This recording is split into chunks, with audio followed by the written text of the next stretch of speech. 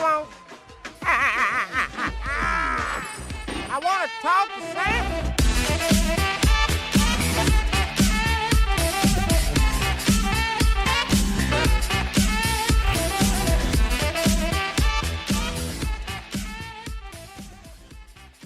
Hello and welcome to the Raptors Weekly Podcast. I'm your host, Samson Folk, and today a huge guest, Coach Nick from BBallBreakdown. You can follow it on YouTube. It's one of the biggest basketball channels out there. He's always putting out informative videos. You know, recently, and for quite some time, he's been showing love to the Toronto Raptors. And I thought, especially with the Raptors about to go in against one of their arch rivals, the Boston Celtics, finally we get that series. I thought I'd bring him on to preview the series a little bit. And since he seems to like the Raptors, I think he can shed some light on some matchup stuff, some scheme stuff. So, Coach Nick, how you doing, man? I'm hanging in there, just trying to keep up with all the games that are coming nonstop and start so darn early. But at least there's some relief. They're going to stop. They're going to not be so early after I think today. They're going to start at normal times. Yeah, it's definitely been. You know, it's a bit of a gift in some ways that we can just kind of wake up and start watching basketball, but also it starts early. So if you have anything else to do in a day, you're missing stuff. And especially for people who are trying to juggle a couple different things, you know, it's tough to keep it all in balance. But we're here to talk about a series, and I'm going to lead us right in. So the Raptors had a few troublesome performances against the Celtics defense in the half court, oftentimes having their actions stuck above the break.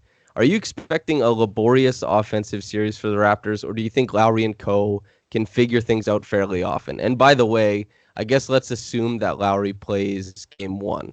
And if not, I guess, you know, we'll be a bit wrong on some things, but let's go with that. Fair enough. I mean, I always like to err on the side of, yeah, he's going to play. And so offensively, I mean, it's hard to ascertain whether they're playing well or not from the first series because, you know, I watched a bunch of it, and it was just like the defense from the Nets was just not going to give me any indication, you know what I mean, of how well they really are doing. They weren't offering a lot of resistance. So, but that said, we know with Brad Stevens he is one of the best at adjustments. And so he knows how to, like, for instance, that they're going to want to feed Marc Gasol in the high post and operate out of that, which they get a lot of great action out of. Guys like Daniel Tice will push up and side front him and make him catch it farther out from the basket. And then that makes everything spread out a little bit farther and a little bit less easy to run. I kind of feel like it's just going to be up and down. You know, I think the referees are also going to be part of this as far as what's going to be called because these guys are going to be hyped up. It's going to be aggressive. They're going to be really physical. And so there's going to be an adjustment there probably from game to game of what they're going to allow them to do just because the referees rotate as well. So I would anticipate, you know, some of the games are going to be, you know, that free flowing and high scoring, and they're going to get a lot of good stuff and good looks. And I do think that they're going to be balanced with other games that are going to be kind of wonky and intense and chippy. You brought up Marc Gasol, and the Nets played a very aggressive brand of defense on him. And it was kind of similar to something we saw in, I think, the third game of the season when the Celtics had Grant Williams guard Marc Gasol with a lot of success earlier on in this year. Do you think that the Celtics might take a page out of the Nets book, even though I know you said there's not much to glean from that series because they don't play great defense? But do you think that they might get really aggressive and try and test Marc Gasol in that way? Yeah, I think so. I mean, here's the question because, you know, you could go small, and I know the Celtics go small as it is anyway, and go and guard Gasol with a much smaller player, only because him posting up and trying to attack that matchup necessarily isn't really like, a win for Toronto, okay, because then other guys aren't getting their touches. And Gasol has shown in the past where he's just never been really that comfortable in that role. He's always looking to pass it. Even when he's down there and he tries to be aggressive a little bit, you can't get more than a possession or two in a row where he does that. It's kind of frustrating to me, in fact. I think he'd be a better player, make his team better if he acted like he was a 25-point-a-game scorer. So that said, I would imagine they're going to probably try and get away with guarding him with smaller and smaller players and try and play him off the court. And so that's what I would probably end up seeing. I mean, Daniel Tice is already smaller than him as it is. So what's the difference between him and, either Grant Williams or whoever is next? So that's probably what they're going to do. But I would see the adjustments by Stevens more on like denying passing and there's certain parts of the floor, if that makes sense, versus maybe being overly physical or trying to get him involved in that kind of thing. So if you're looking at this series, and let's say if they're denying the actions on one part of the floor, the passes to one part of the floor, what do you think the first thing the Raptors go to is? In the games you've seen, what is their comfortable spot that they respond to a bad stretch of offense? And do you think that'll have any success against the Celtics? Yeah, I mean, you got to talk pick and roll. So you got to talk about Lowry, ball handling, and then Van Vliet handling. Those two guys, make it. You have 2 point guards on the floor, and they can create for themselves or teammates. So I would imagine you're going to see that. And then the question is, who's the screener going to be? And they're going to probably run through, a number in the very beginning as like almost like a prize fight where they're feeling each other out. They're going to try and figure out, okay, which pairing, and that's the best thing about watching the playoffs is that's what I always look for generally, is what are the pick and roll pairings? Who are they attacking in the pick and roll, and who are they running the ball screens for the ball handler with? And eventually they will fixate on a couple different pairings or just one that's really, really working well and force the other team to either take the guy out or somehow radically adjust with the zone, or there's some other little things you can do defensively to try and adjust who's defending the ball screener. But that's really what it comes down to. So, the head of the snake is going to be Lowry. If he's not there, it's going to be Van Vliet, and they don't lose too much at all with Van Vliet. And then from there, it kind of cascades out, and that's when you get those the open looks for like Anunoby in the corner. You get Norman Powell, attacking off the catch from the wing on the kickouts, or you get Serge Ibaka running those and popping out for his long mid-range shots. It's an interesting. They have a lot of pieces that they can do. It's a lot of variability there and a lot of versatility. So that's what's exciting. I think that Brad Stevens right now must be going through every permutation trying to figure that out. It's probably driving him crazy. Yeah, you brought up Daniel Tice and saying he was smaller than Marc Gasol, and I'm sure you've recognized that this year too, is that he's been very impressive, I thought, and the Celtics as a whole, a very impressive team.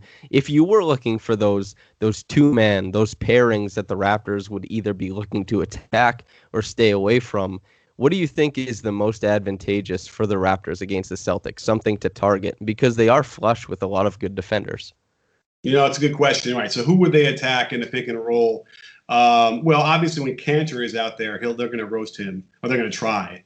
They're going to bring him out, and they're going to run him to the pick and rolls. And remember, like Tice plays right now in the first round, he played, didn't even play 23 minutes a game, and Cantor played 15.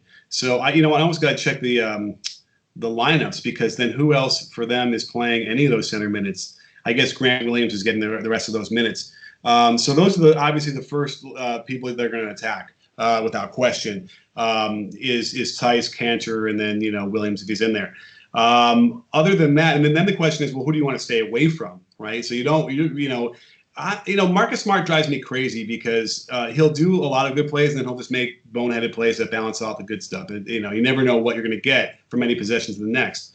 So it's almost like, well, maybe you want to involve him a little bit because he'll fall, he'll get beat by reaching in, he'll do some things like that, and you can get some play out of that.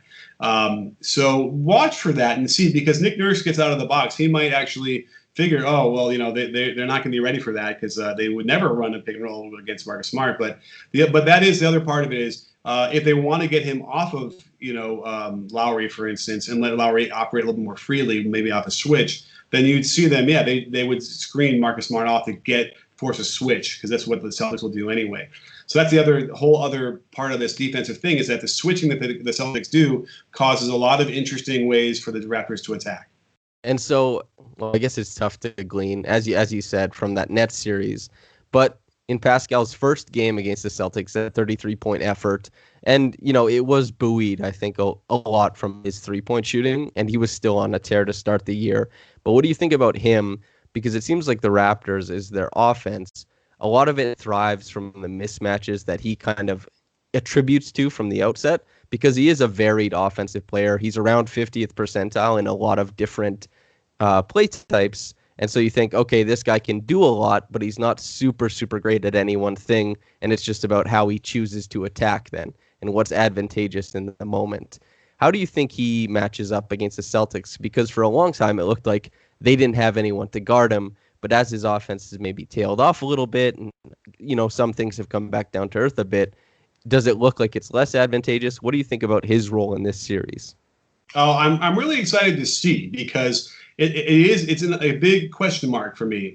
Has he made the jump or not? And can he be that man that can replace the Kawhi that they missed from last year? That said, you can argue that like Ben Vliet has kind of absorbed a lot of that as well and been playing terrific. But Siakam's going to have to go against either Jason Tatum, Jaylen Brown.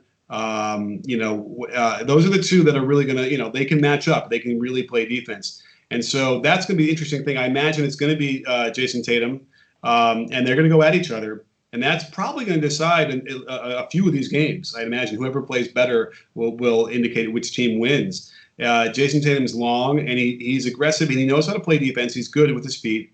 So that should cause Siakam some problems. But, these guys are all too good offensively to be held down for longer than, a stretch in a game here and, across here and there. They're going to have their moments in each game where they do well. So I'm intrigued. Right now, I don't know if I can tell you, how that's going to play out. I guess if I had to guess, I just think Siakam will probably be up and down. I think he'll have, games kind of like we saw where he could really light him up, and then he might just sort of, be neutralized for a while, and the Raptors are going to have to find somebody else to generate offense. Do you think Jason Tatum's better on ball or off ball? Because I've noticed he's a really, really fantastic team defender, and almost kind of like Kyle Lowry, makes really great step-in rotations to kind of dissuade people from going to the rim. What do you think is the most impressive part of his defense? Yeah, I would probably say off ball. Positionally, he understands where to be and reads the floor well. And, he gets his long arms are so long, so he can get deflections and steals that way. It's hard to say these days about on-ball defense because everybody gets blown by, right? Everyone is too good now off the dribble that you really can't expect. And if they're not dribbling by you like on an ISO, you're going to get screened off and you're going to be chasing no matter what you do, even if that's the correct way, if you're doing it correctly. So it's really hard now when you're trying to talk about on-ball defenders, and that's why I kind of caution. Now, if you want a good example, I will point you to Lou Dort over on OKC. I just did a video on him, and there's a rare example of a guy that can't, at this point, Harden doesn't even want to challenge him in the fourth quarter. He's just going to shoot the jumper because he's not getting by him very easily.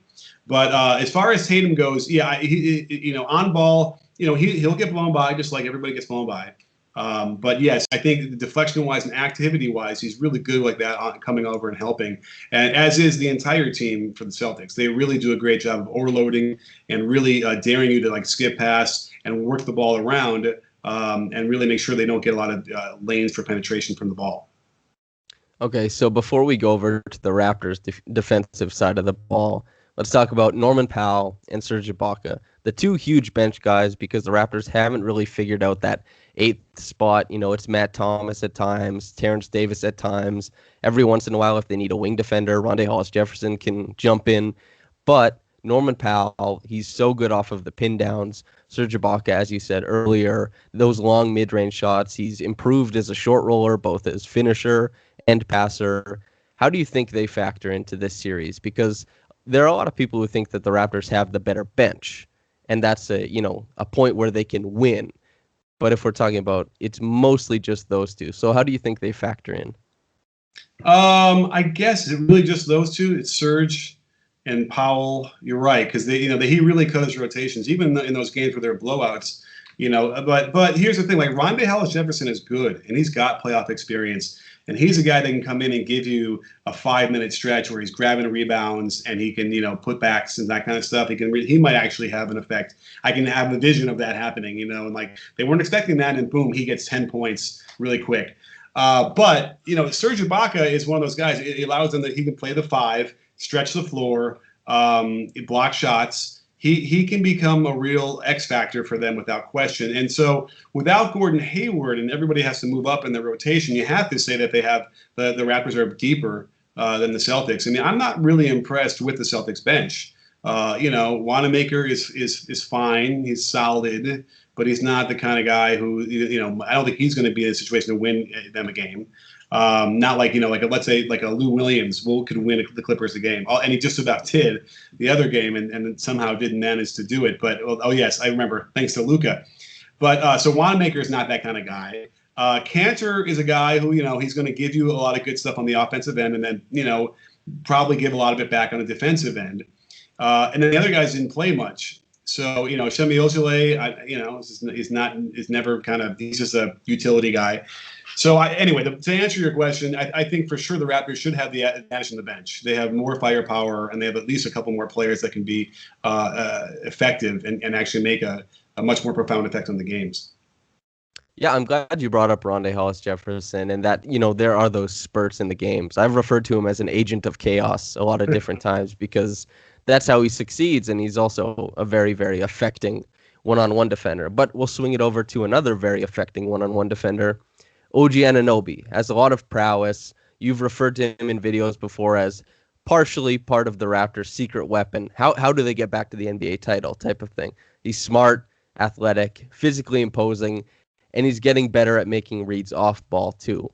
How do you think he'll affect the Boston-Toronto series? This series, especially since Hayward is out, and that's who he guarded for most of the games in the regular season, and so we'll likely see him against Brown or Tatum now. Right.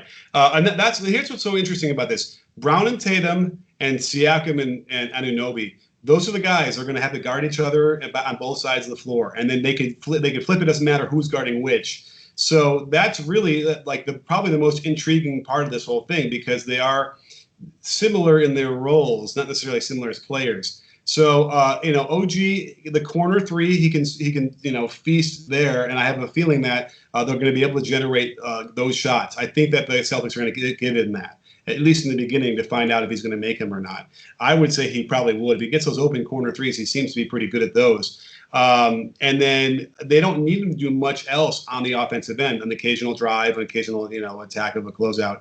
But defensively, he's going to have his hands full. He's going to be the guy that's going to have to guard. I would say he's going to be the guy guarding their best offensive player in any given possession. He might even guard Kemba. Is that a crazy statement? Well, I don't know. I'm sure, as you know, NBA.com, their matchup statistics are kind of wonky sometimes. Yeah. And Fred and Kemba were pretty straight across the board. Fred was Kemba's most, quantitative defensive matchup this year. And up until last game, the seeding game, Kemba shot 3 of 19 against Fred. So I don't know. I mean, they'll switch anything, right? Because they used OG on the Bam Adebayo and Duncan Robinson dribble handoff sequence in the seeding game against Miami, so they'll throw him anywhere. But I would, as you said, I'd probably expect him to be on one of Brown or Tatum, especially if Brown starts popping off the dribble like he can do every once in a while. Right, and also don't forget, with those stats you're referring to as far as matchups in the NBA, they're doing it they are tracking it with motion cameras, but usually it's right at the very beginning of the possession. So what happens is if Fred VanVleet is guarding Kemba Walker, they're going to send a ball screen, and all of a sudden he's not guarding Kemba Walker anymore, right? Or he's trailing him, or whatever they're doing on their defensive scheme. So it's you got to use your eyes on those. And so, but I wouldn't be surprised. Stick a pin in that and watch. Anunoby might end up having to pick up. They might do that for Kemba, knowing that if they do set a ball screen, then they'll switch. And that, by the way, could then get Fred VanVleet on him. They might not. They'll be okay with that.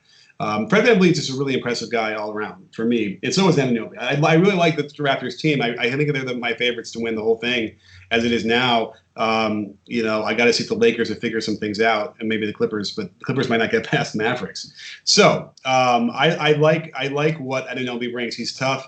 He is almost never out of position. He can actually score down low. He's rugged down there as well. So he'll probably be an X factor as well. I would keep my eye on him. As far as all the dirty things and little things he does in the background, not dirty, but lunch pail things that help a team win.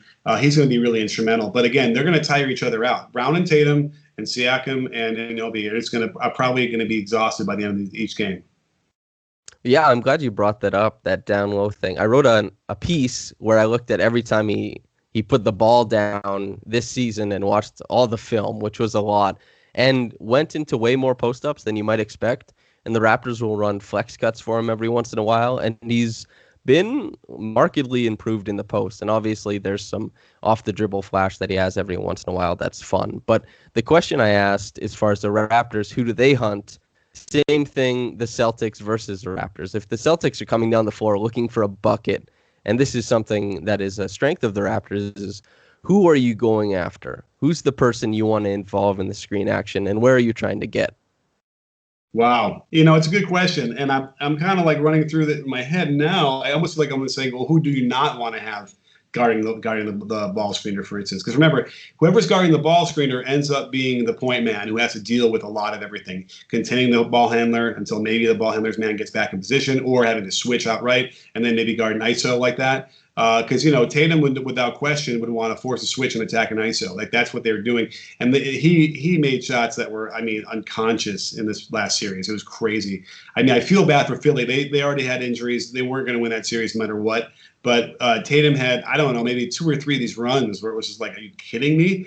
So they're going to want to try and get him more out of that stuff. So I would imagine they're going to at least maybe attack by size. So you probably would see some maybe interesting versions of like Tatum getting a screen from Walker, and then probably vice versa, and seeing what they can do. So what does that mean? That means Tatum would end up having a smaller guy like Lowry or Van Vliet on him. And that probably would be something that the Celtics would be really happy with, even though those guys are good and tough and they could take a lot of, take charges and make it rough on even bigger players. Tatum probably wouldn't be bothered much by Fred VanVleet trying to put a hand up after a move off a dribble and step back for a three. So I would probably end up seeing that that's what they would want to, attack, that kind of thing. Norman Powell, his rep is as a good defender. Is that correct in saying? It's fallen off. I know he's had like that reputation you refer to since the series against Paul George, where he came in as a rookie and he was kind of like, he'll chase over the top and he's a lockdown, quote unquote. But his defense has been just from sometimes not very good to just okay. Even though he did have a couple stints in the Nets series where he was really nice on ball, he's kind of wavered on that end. But it's kind of fine because his offense is accelerated so much. But yeah, not an incredible defender.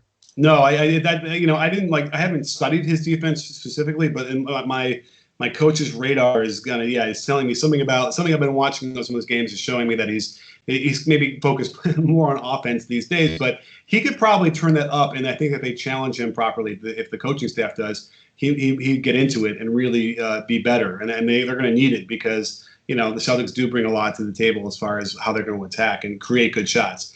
So anyways, but I guess that to answer your question, I think did I make it? Did I answer it properly? Probably looking to get Lowry and Van Vliet on Tatum.